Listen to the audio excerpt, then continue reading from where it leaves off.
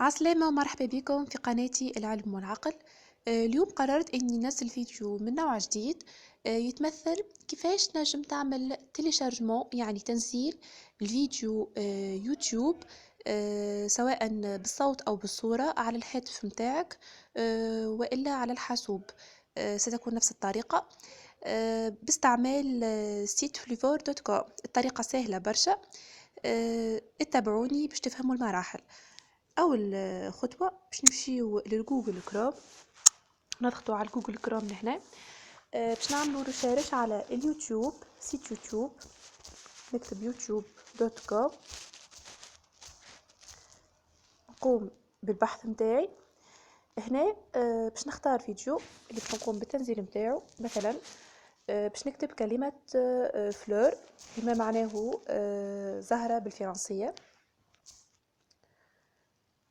باش نختار اي فيديو، على سبيل المثال اول فيديو باش نقوم بتنزيله على الهاتف بتاعي. السيت هذايا متاع الفيديو باش نعمل له كوبي، نسخ يعني. من ثم باش نمشي نلوج على سيت الفليفور، نكتب فليفور دوت كوم. هذا هو السيت. باش يطلع لي ادريس دو لا فيديو. في الادريس دو لا فيديو باش نحط الادريس اللي عملت لها النسخ من بكري. نضغط على لصق كولي. المرحله اللي من بعدها باش يسالني، باش يقول لي شنو هو الفورم نتاع الفيديو، تحبها ام بي 4 والا ام بي 3. بالطبيعه ام بي 4 معناتها بالصوره، بالصوت والصوره، والام بي 3 بالصوت فقط بدون صوره. انا هنا باش نحدد الفورما، نضغط لهنا عندك الام بي 4 ام بي 3، جوست نحن لهنا نشدو هذوما الزوز. مثلا باش نختاروا لهنا ام بي 4، وكان حاجتنا بالام بي 3 نضغطوا على ام بي 3.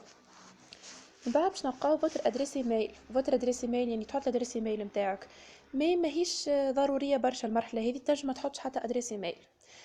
تتعدى من بعد تضغط على كونفرتير اي تيليشارجي لا فيديو.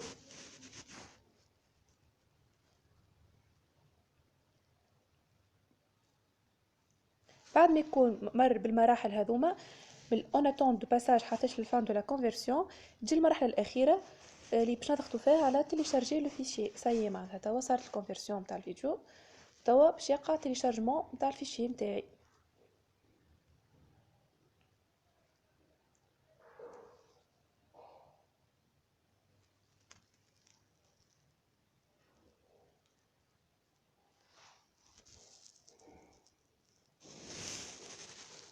سايي كما قاعدين نراو اللي فما téléchargement. ça y est, naissance d'une fleur MP4. ça y est, téléchargement terminé.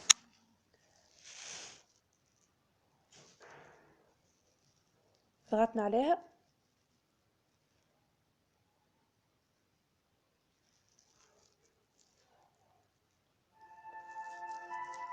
ça y est, الفيديو متاعي تيليشارجي على التليفون متاعي.